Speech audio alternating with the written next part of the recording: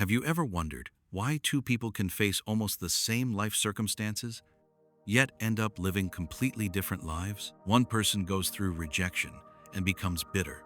Another goes through the same rejection and becomes stronger. One person experiences failure and gives up on everything. Another uses that same failure as the beginning of a completely different life. One person becomes successful and loses their peace, while another gains success without losing themselves. So, what creates this difference? Is it luck? Is it fate? Or is something much deeper quietly shaping the direction of your life? Buddhist wisdom offers a fascinating answer. It teaches that your life is not simply being written by some invisible force outside of you. Your thoughts, intentions, habits, actions, attachments, and the way you respond to suffering are constantly creating causes that influence what comes next. Think about someone who wakes up every morning angry, constantly compares themselves with others, speaks harshly, reacts impulsively, and carries resentment everywhere they go.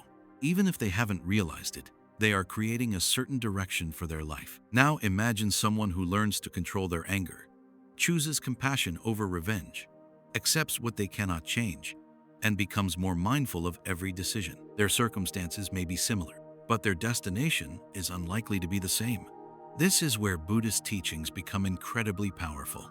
Perhaps your destiny is not something you simply discover one day. Perhaps you reveal it through the person you repeatedly choose to become. And today, we're going to explore 7 things that, according to Buddhist wisdom, can reveal the direction your life is heading. Because once you recognize these 7 things within yourself, you may begin to understand your life and your future in a completely different way. 1. Your repeated thoughts reveal your direction. One of the first things that can reveal the direction of your life is something nobody else can see clearly: your thoughts. Not the random thought that appears in your mind for a few seconds, but the thoughts you repeatedly return to when nobody is watching. What do you think about when you are lying awake at night? What do you worry about when everything becomes quiet? What do you imagine when you think about your future? What story do you keep repeating about yourself? These questions may seem simple, but they can expose something much deeper. Because the life you experience on the outside is often influenced by the world you continuously create on the inside. Buddhist teachings have long placed tremendous importance on the mind, because the mind shapes how we experience reality. Imagine 2 people losing the same job on the same day. Both receive the same bad news. Both face the same financial pressure. But one goes home and repeatedly tells himself, "I'm finished. I'm a failure. My life is falling apart. I'll never recover." He may wake up the next morning carrying the same thoughts, then the next, and then the next. Eventually, those thoughts begin affecting his confidence. His confidence affects his actions. His actions affect his opportunities. And slowly, a painful event becomes an identity. Now, imagine the second person. He is hurt too. He is afraid too. He doesn't pretend that everything is fine, but somewhere inside the pain, he tells himself, "This is not what I wanted. But maybe this is forcing me to become something I haven't become yet." That single difference doesn't magically solve his problems, but it changes what he does next. He starts searching for opportunities. He learns something new. He reaches out to people. He gets rejected again, but he keeps moving. Months later, the same event that once looked like the end of his life may become the beginning of an entirely different one. This is why you must become extremely careful about the thoughts you repeatedly feed. A thought becomes dangerous when you stop questioning it and start treating it as reality. Nobody respects me. I'm always unlucky. People always betray me. I'm too old. I'll never succeed. Repeat these sentences long enough, and eventually, your mind may begin searching for evidence to prove them true. You start noticing every rejection while ignoring every opportunity. You remember every failure while forgetting every victory. You interpret everything through the story you have already accepted. But the same mind can be trained in another direction. You can begin noticing gratitude instead of constantly counting what is missing. You can practice patience instead of immediately reacting. You can replace revenge with understanding, fear with awareness, and hopelessness with the simple question, "What can I do next?" Your thoughts do not magically control destiny, but they influence your attention. Your attention influences your choices. Your choices become actions. your actions become habits, and your habits gradually shape the person you become. So tonight, when the world becomes silent and you are alone with your mind, listen carefully. What story are you repeatedly telling yourself? Because sometimes the first warning that your life is moving in the wrong direction isn't found in your circumstances. It's hiding inside the thoughts you keep repeating. 2. Your intentions reveal more than your actions. Two people can do exactly the same thing, say exactly the same words, and even appear to be equally good from the outside, and yet be walking toward completely different destinations. Why?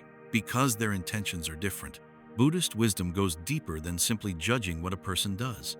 It asks us to look underneath the action and examine the mind that created it, because sometimes the most important truth about your life isn't visible in your behavior. It's hiding in the reason behind it. Imagine two people helping an elderly stranger cross the road. Both stop. Both offer their hand. Both make sure the person reaches the other side safely. Everyone watching might think, what kind people?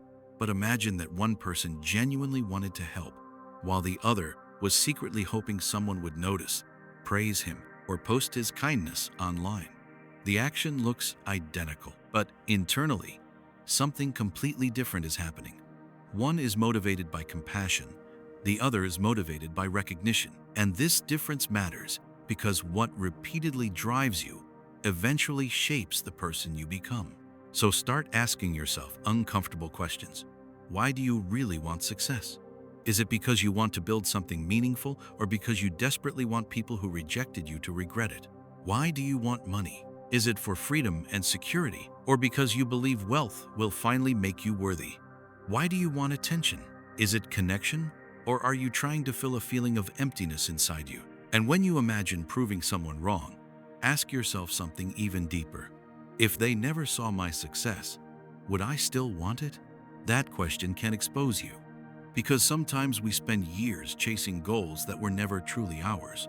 We chase status because everyone around us does. We chase admiration because we are afraid of being invisible. We chase revenge because we are still emotionally trapped inside something that happened years ago.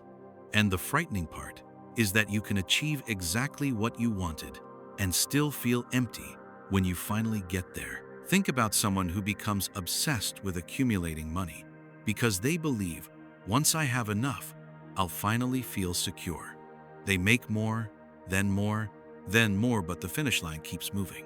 Another person earns money with the intention of creating stability, helping their family, and living with greater freedom. Both may become wealthy, but their relationship with wealth can be completely different. Your intention is like the direction of an arrow. The arrow doesn't need to move quickly for direction to matter. If it is pointed in the wrong direction, moving faster only takes it farther away from where it should go. So before your next major decision, stop for a moment. Don't ask only, what am I doing?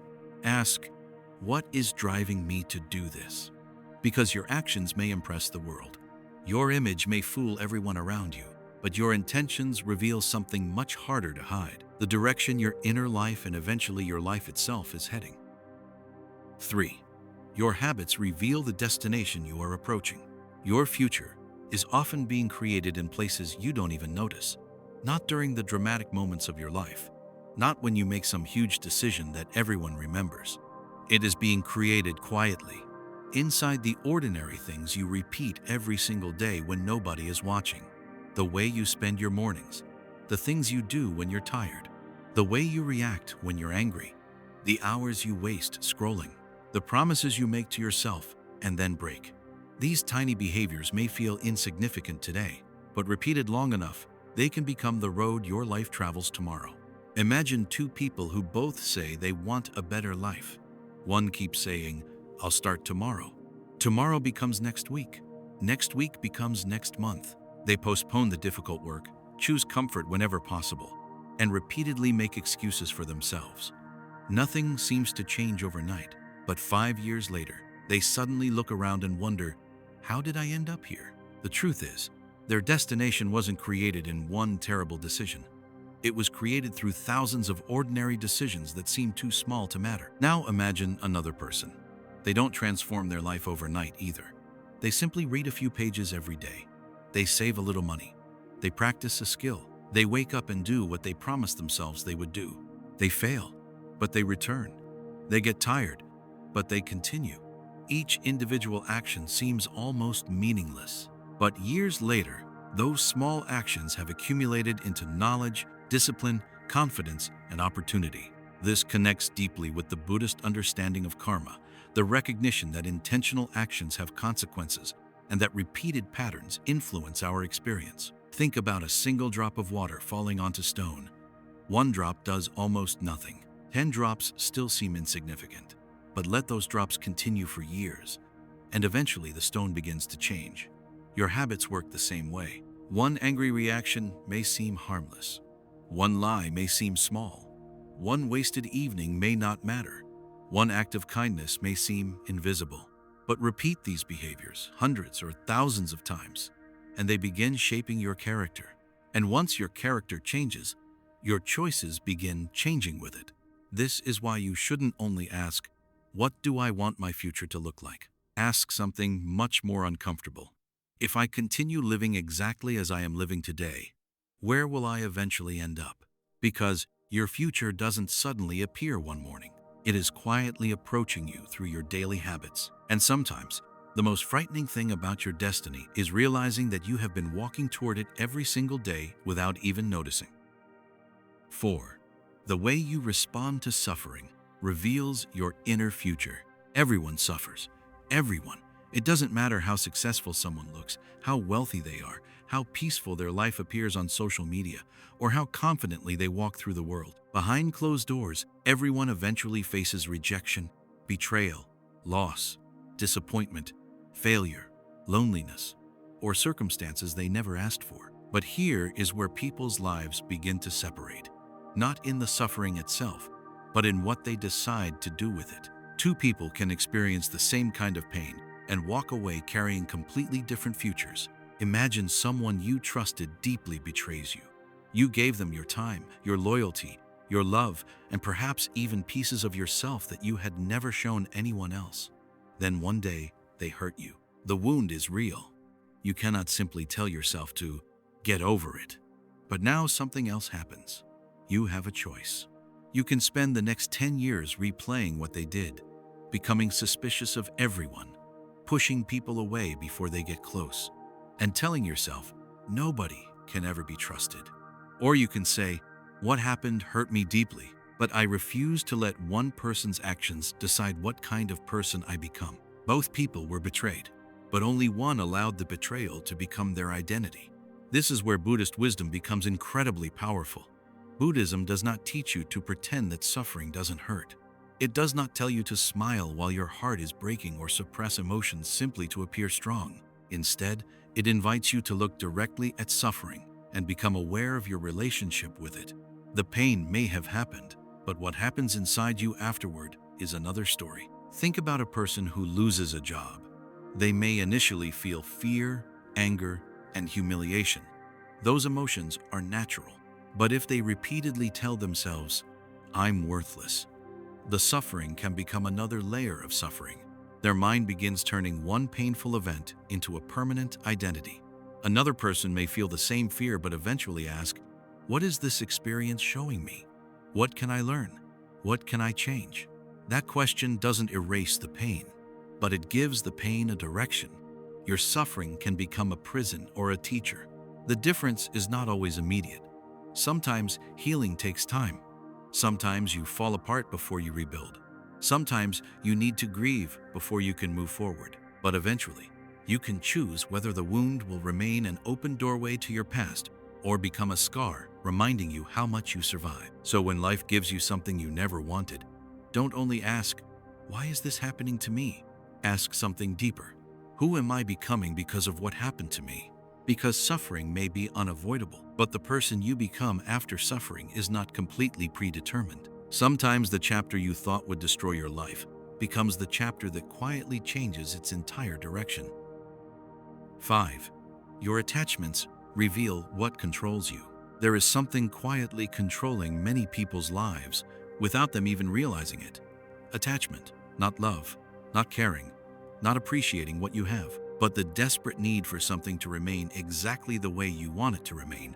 Buddhism warns about attachment because the moment you believe, I cannot be happy without this person, this possession, this position, or this version of my life, you have handed your peace to something outside yourself. And anything outside your control can eventually become the source of your suffering. Ask yourself something uncomfortable. What are you most afraid of losing? Is it someone's attention, your relationship, your money, your reputation, your physical appearance, your social status, your job, your youth, or perhaps an image of the future you have already created inside your head? Whatever immediately comes to mind may reveal something important, not necessarily what you love most, but what has the greatest power over your emotional state. Imagine someone whose happiness depends almost entirely on another person's attention. When their messages arrive, they feel alive. When the person becomes distant, they panic. A delayed reply can ruin their entire day. A change in someone's behavior can make them question their own worth. They may call it love, but underneath it can be fear. The fear of losing something they believe they cannot live without. Now imagine another person who loves deeply, but understands something most people struggle to accept. Nothing in this world is guaranteed to remain exactly as it is. They appreciate the relationship. They care deeply. They enjoy every moment. But they don't demand that another human being remain unchanged forever, just to keep them emotionally safe. That is the beginning of freedom. Buddhist teachings emphasize impermanence because everything we experience is constantly changing. People change, bodies change, relationships change, wealth changes, circumstances change. Even the person you are today will not be exactly the same person years from now. And this is where attachment becomes dangerous. The more desperately you try to freeze something that was never meant to remain frozen, the more fear you create inside yourself. You begin living not in appreciation of what you have, but in terror of losing it. Think about holding sand tightly in your fist. The tighter you squeeze, the more it slips through your fingers. Sometimes life works the same way. The goal is not to stop loving, it is to stop clinging. Love without possession. Appreciate without demanding permanence. Enjoy without believing you can control tomorrow. So look honestly at your attachments, because they can reveal where your fear lives. And wherever fear controls you, it can quietly control the direction of your life. But when you learn to let go, not because you don't care, but because you understand that everything changes, you begin to discover a kind of peace that circumstances can no longer easily take away. 6. The people you become around reveal your path. Look carefully at the people you spend the most time with, because sometimes the direction of your life can be discovered simply by looking at the environment you repeatedly choose. You may believe you are completely independent, but human beings absorb more from their surroundings than they realize. The words people repeat, the behavior they tolerate, the things they celebrate, and even the way they think about life can slowly become familiar to you. And what feels familiar today can eventually begin to feel normal.